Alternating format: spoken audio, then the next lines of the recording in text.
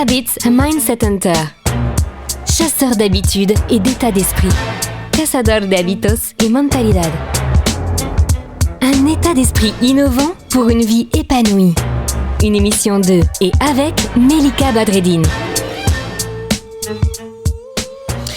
Salut, comment ça va? Quelle belle communauté de chercheurs d'habitudes, des personnes qui veulent améliorer leurs habitudes, les chasseurs d'habitudes, bienvenue. Aujourd'hui, on va parler de motivation, encore de motivation.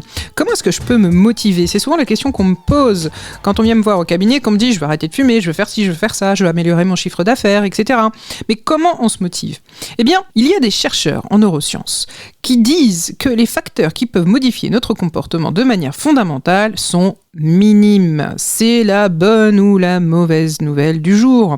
Outre la répétition, il faut une certaine souffrance ou la perspective d'une récompense. Et oui, pas de douleur, pas de motivation, et puis aussi pas de récompense, pas de motivation. En gros, il faut associer un comportement à une personne avec laquelle on est très lié, et ça peut s'avérer utile. L'ultime motivation pour changer son comportement vient toujours de l'extérieur.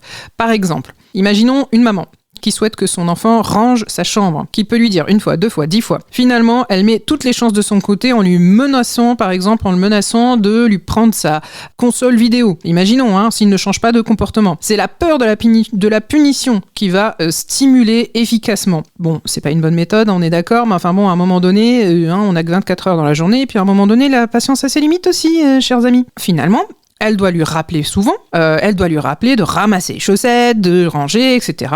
Et il doit faire de nouveaux gestes, parce que s'il le faisait déjà, on ne serait pas là en train d'en parler. Finalement, c'est la menace de punition qui va néanmoins toujours être suivie d'une récompense.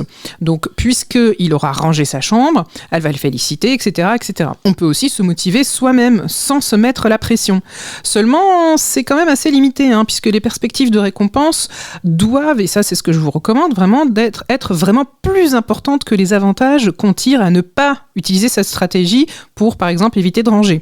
Et cette tendance, on peut la retrouver aussi au sein des entreprises qui se mettent, par exemple, à la RSE, vous savez, comme pour protéger les salariés, leur offrir plus de bonheur en entreprise ou polluer moins.